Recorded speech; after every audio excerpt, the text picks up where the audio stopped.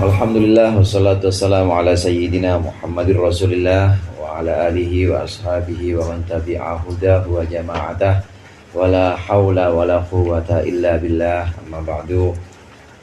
Sama-sama kita hormati Nabi Haji Nasruddin beserta keluarga besar. Mudah-mudahan Allah senantiasa memberikan kesehatan lahir dan batin untuk seluruh keluarga, para ustadz, para hujjaj, jamaah Majelis Ta'lim Hifdzul Amal yang dimuliakan oleh Allah. Mari sama-sama kita lanjutkan pengajian kitab Tafsir Marah Labid surat Al-Baqarah ayat 135. Sekarang 146. Sekarang akan kita baca 146. Pada ayat sebelumnya sudah disebutkan bahwasannya engkau Muhammad wa ma anta bitabi'in qiblatahum wa ma ba'duhum bitabi'in qiblata ba'd, bahwa sesungguhnya orang-orang ahlul kitab Yahudi maupun Nasrani ini tidak akan mengikuti Nabi Muhammad. Begitu juga Nabi Muhammad tidak akan mengikuti orang Yahudi dan Nasrani. Orang Yahudi sama Nasrani juga nggak pada akur juga. Yahudi sama Nasrani pada musuhan juga. Mereka tidak saling mengikuti juga.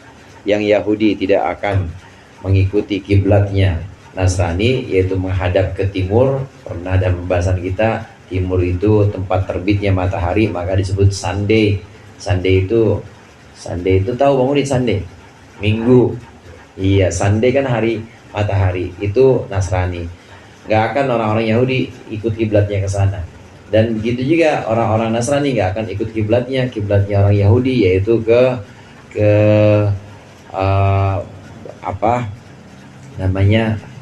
Baitul Maqdis atau yang dikenal dengan Yerusalem.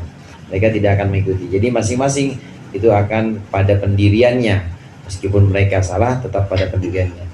Dan dari dua kelompok ini, Yahudi maupun Nasrani, ini tahu betul, padahal mereka tahu betul bahwa Nabi Muhammad itu adalah Nabi yang memang disebutkan dalam kitab mereka, disebutkan dalam Injil, disebutkan juga dalam Taurat.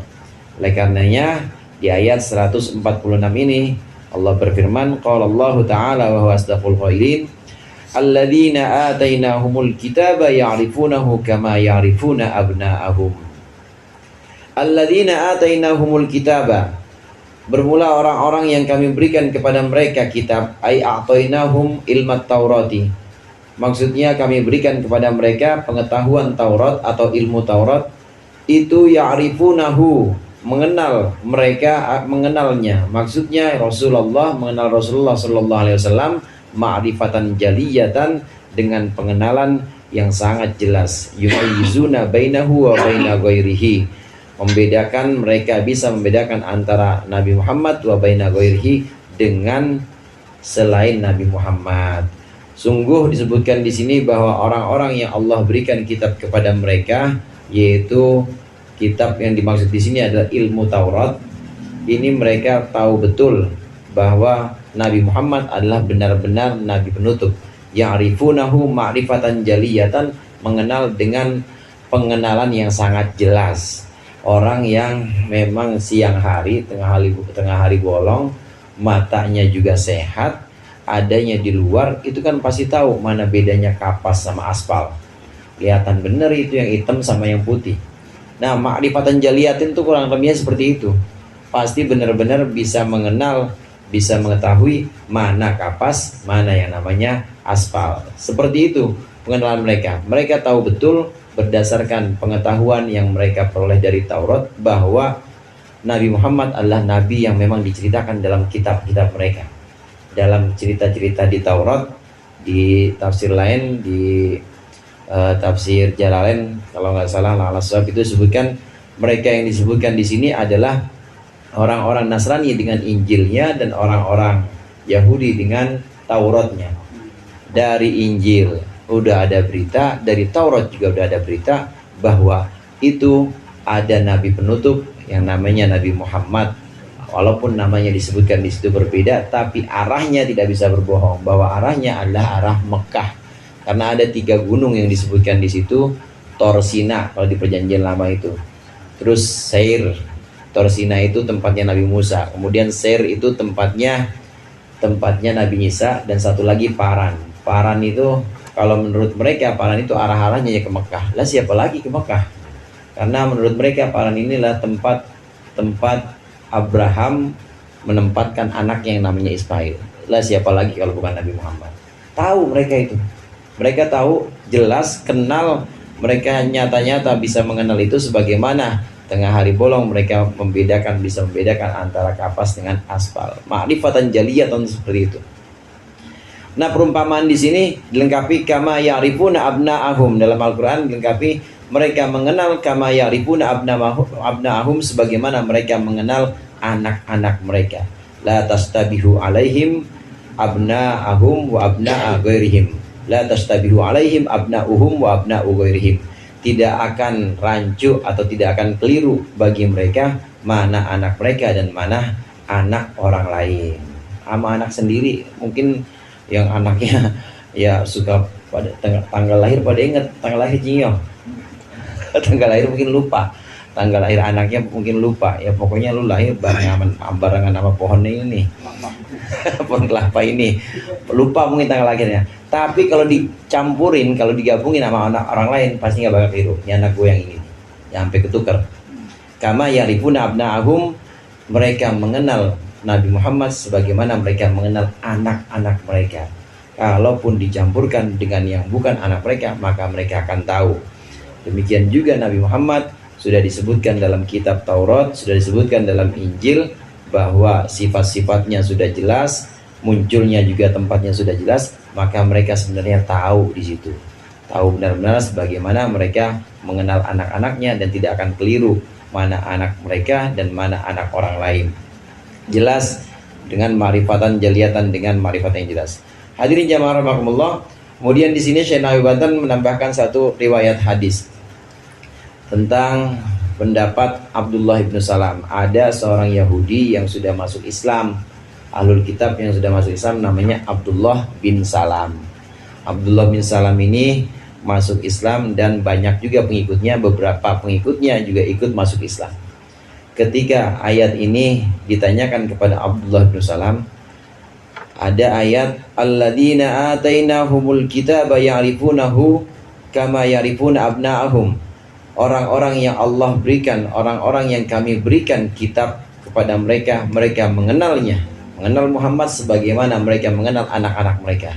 Itu maksudnya apaan? Wahai Aba Abdullah, wahai Aba Salam, wahai Abdullah bin Salam, itu maksudnya apa? Orang-orang Yahudi mengenal Muhammad sebagaimana mengenal anak-anak, itu maksudnya apa? Maka ada riwayat di sini sebutkan qala Umar bin Khattab radhiyallahu anhu, berkatalah Sayyidina Umar bin Khattab kepada Abdullah bin Salam, kepada Abdullah bin Salam radhiyallahu an, kaifa hadhil ma'rifatul madhkuratu, bagaimana pengenalan yang disebutkan di Al-Qur'an itu fi hadhil ayati, dalam ayat ini. Faqala, maka menjawab siapa Abdullah ibnu Salam, ya Umaru, wahai Umar, laqad araftuhu hina ra'aituhu, sungguh aku mengenal Nabi Muhammad hina ra'aituhu, ketika aku melihat Nabi Muhammad, kama a'rifu ibni, sebagaimana aku mengenal anakku. Wa ma'rifati bi Muhammadin, bahkan pengenalanku terhadap Muhammad asyaddu min ma'rifati bibni, lebih kuat lagi dibanding pengenalanku terhadap anakku sendiri. Faqala Umar, kaifa dzalik? Maka berkata Umar, bertanya Sayyidina Umar, kaifa dzalik, bagaimana itu? Maksudnya gimana kau bisa ambil begitu? Faqala, maka menjawab Abdullah bin Salam, asyhadu annahu Rasulullah haqqan, aku bersaksi bahwa sungguhnya Nabi Muhammad, bahwa sungguhnya Muhammad Rasulullah adalah utusan Allah haqqan, yang sesungguhnya.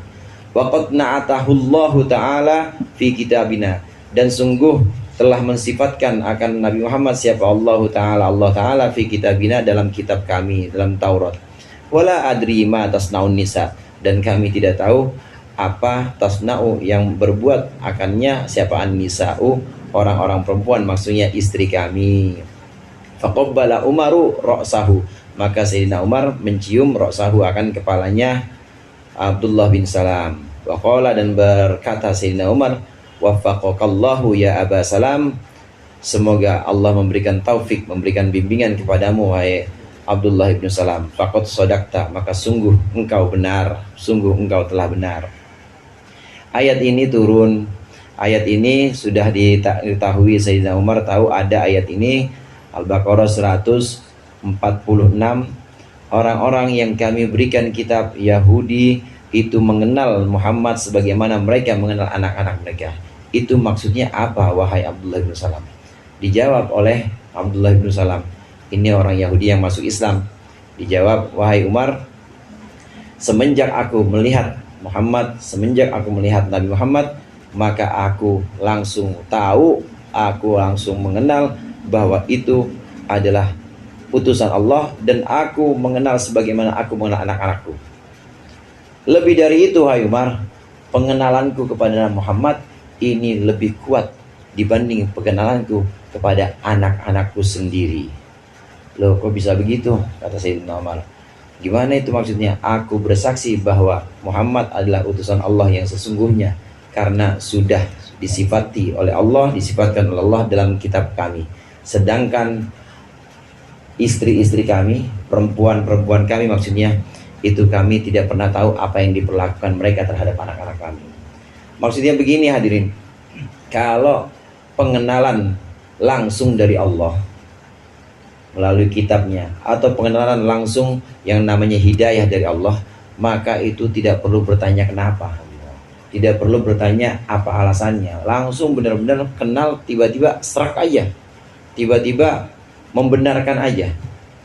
Jadi kebenarannya waqa'a fil qalb sidquhu.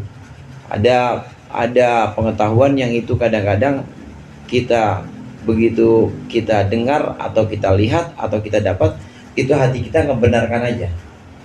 Nah, Abdullah bin Salam ini selain melalui kitab Taurat, ini juga Abdullah bin Salam merasakan bahwa semenjak melihat Nabi Muhammad, maka aku mengenalnya sebagaimana aku mengenal anakku. Ini maksudnya perumpamaan ini bukan berarti Nabi Muhammad itu di bawahnya, anak di bawah, bukan. Tapi hanya tingkat pengenalannya, bahwa namanya bapak sama anak itu pasti tahu, namanya dari kecil, ya tahu bagaimana ngompolnya, tahu bagaimana bangunnya itu anak. Itu hanya makrifatnya, yang dimaksud adalah pengenalannya. Semenjak aku melihat Muhammad, aku mengenalnya sebagaimana aku mengenal anak-anakku, bahkan lebih kuat lagi pengenalanku. Kok gitu, kata Sayyidina Umar? Gimana? Kok bisa seperti itu? Kalau anak-anak, wahai Umar, mungkin aku kenal, ya sekedar kenal aja mukanya, nggak bakal keliru sama anak tetangga, nggak bakal keliru dengan anak lain. Tapi kan aku nggak tahu makan apa dia, apa yang dikasih oleh istriku, makan apa di rumah, dia dikasih makanan apa, dia kemudian dirawat sebagaimana, seperti apa rawatan istriku kepada anak-anak, aku kan nggak tahu. Hanya sebatas itu aja pengenalan seorang ayah kepada anaknya. Tapi ini pengenalan dari Allah melalui kitabnya, pengenalan yang diperkenalkan kepadaku tentang Nabi Muhammad, maka ini lebih kuat lagi. Kalau kenal sama anak ini terbatas, ya apalagi yang bapaknya kerja, ya yang bapaknya di luar mulu, kan yang ngurusin emaknya. Pengenalannya hanya sekedar pengenalan yang terbatas, nggak tahu apa yang dilakukan oleh ibunya si anak itu. Nah, ini lebih kuat lagi pengenalannya Ahlul Kitab kepada Nabi Muhammad, ini lebih kuat lagi dibanding pengenalan seorang ayah kepada anaknya. Ada satu ini hadirin, ada satu perumpamaan atau satu analogi. Kalau kita mengenal anak atau seorang ayah mengenal anaknya, itu mungkin pengenalan yang sifatnya itu dari luar, eksternal, pihak dari luar. Sama aja seorang ayah mengenal anaknya, itu kayak seseorang mengenal motornya sendiri, mengenal motornya, atau mengenal ya pecinya sendiri atau sendalnya sendiri, kan dari luar, dan ditunjuk, nih motor gua, nih peci gua. Itu masih mungkin ada kekeliruan dan hanya sebatas itu aja. Begitu ada faktor yang kira-kira membuat informasinya itu gelap, misalnya mati lampu, nggak ketahuan mana sendalnya dia. Ada faktor yang lain yang menutupi informasi itu, nggak ketahuan. Tapi pengenalan dari Allah itu nggak akan sampai seperti itu. Analoginya, kalau kita kenal sesuatu di luar diri kita, itu pasti melalui perantara-perantara yang lain yang tadi saya sebut dengan faktor-faktor. Bisa karena cahayanya, bisa karena kondisinya, dan bisa karena hal-hal yang. Tapi kalau kita mengenal sesuatu dari dalam diri kita dan adanya dalam diri kita, itu nggak bakal keliru. Sekarang hadirin, kita nggak akan keliru nunjukin akunya kita sendiri. Akunya kita sendiri. Mungkin kita bisa keliru, ini bisa salah nunjukin ini HP saya, ini tas saya, bisa keliru. Tapi kita nggak akan keliru menunjukkan bahwa ini adalah saya. Bisa nggak keliru? Pada ngantuk ya? Menunjukkan akunya sendiri. Kita masing-masing menunjuk bahwa ini saya. Itu nggak mungkin keliru. Dan saya ini ada. Ini aku dan aku ini ada di sini, nggak bakal keliru. Meskipun merem gelap di tempat yang gelap sekalipun, nggak kelihatan apa-apa, pasti kita nggak bakal keliru bahwa ini saya, ini ada di sini saya, nggak bakal keliru. Jadi langsung masuk pengenalan itu langsung dalam hati.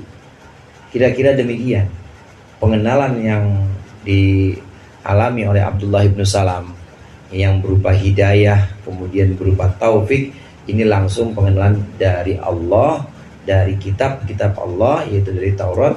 Bentuknya namanya hidayah, udah nggak perlu perantara lagi, langsung masuk ke dalam hati dan nggak mungkin keliru. Lebih kuat lagi dibanding pengenalan seorang bapak kepada anaknya. Naam, wa inna fariqam minhum, dan sesungguhnya sekelompok dari mereka, ay min ahli kitab, sekelompok dari orang-orang yang memiliki kitab, layak tumunal haqqa, itu benar-benar menyembunyikan kebenaran. Ay amra Muhammadin, maksudnya menyembunyikan perkara Nabi Muhammad, kemunculannya, ciri-cirinya disembunyikan. Wahum ya'lamun, padahal mereka ya'lamuna, mengetahui anna sifata Muhammadin, bahwa sungguhnya sifat Muhammad itu maktubatun fit Taurati, ditulis di Taurat, wal Injili, dan di Injil. Wa anna kitmanil haqqi maksiatun, dan bahwa sungguhnya menyembunyikan kebenaran itu adalah sebuah maksiat, sebuah dosa. Sungguh sebagian dari mereka itu ada yang menyembunyikan. Hadirin jamaah rahimakumullah, dari sini bisa kita ambil kesimpulan bahwa ahlul kitab, Yahudi ataupun Nasara, ini terbagi menjadi 3 kelompok. Kelompok yang pertama terbagi menjadi 3 kelompok, dan 3 kelompok itu semuanya tahu betul. 3 kelompok itu semuanya paham betul, mengenal betul sifat-sifat Nabi Muhammad, dan tahu bahwa Nabi Muhammad memang itulah Nabi Muhammad yang muncul di Mekah. Itu semuanya sama. Semuanya yakin bahwa itu adalah yang muncul di Mekah itu. Ahlul kitab, baik yang Injil maupun yang Taurat, itu semuanya mengenal.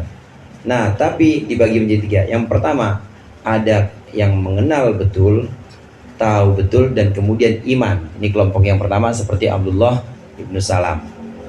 Kelompok yang kedua, ada yang mengenal, tahu betul, tapi kemudian menyembunyikan. Sekedar menyembunyikan aja. Sekedar menyembunyikan aja, nggak mau iman dia, tapi disembunyikan aja. Iya bener, ya bawahnya dongkol aja dia. Ya dongkol aja lah. Iya bener ya. Kok dari Arab, kok dari ummi, kok dari bangsa-bangsa yang memang nggak terkenal, atau bangsa-bangsa yang memang tidak terkenal budayanya atau tidak terkenal baca tulisnya, kok munculnya dari situ. Tahu dia, tapi disembunyikan karena gengsi akhirnya nggak mau ikut. Ini kelompok yang kedua. Kelompok yang ketiga, mengenal, tahu betul Nabi Muhammad adalah Nabi yang muncul dari Mekah itu, dan betul itu adalah Nabi penutup. Kemudian mereka bukan hanya sekedar menyembunyikan, merubah Taurat, merubah Injil sampai habis itu. Taurat yang asli benar-benar nggak tersisa lagi, udah nggak ada sifat-sifat Nabi Muhammad.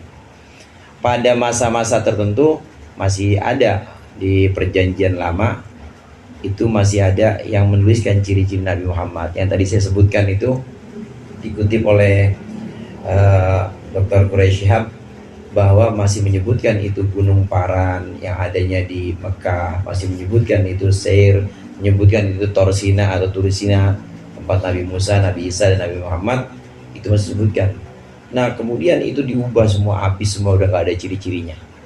Jadi kelompok yang ketiga ini yang mengenal dan yakin betul, tapi dia mengubah isi Taurat. Ini 3 kelompok dari ahlul kitab. Dan memang demikian yang namanya kebenaran, meskipun al-haq itu lawannya al-batil. Al-haq meskipun disembunyikan itu pasti akan muncul juga. Al-haq itu sebenarnya sesuatu yang nyata, dan dia bagaimanapun itu pasti nggak bakal bisa dikalahkan oleh yang namanya al-haq itu. Kalau idza ja al-haqu zahaqal batil, kalau kebenaran datang maka yang batil, yang palsu itu pasti hilang semuanya. Al-haq tidak akan bisa disembunyikan, lambat laun itu akan ketahuan juga siapa yang menyembunyikannya. Al-haqqu mir rabbika fala takunanna minal mumtarin wallahu a'lam bissawab.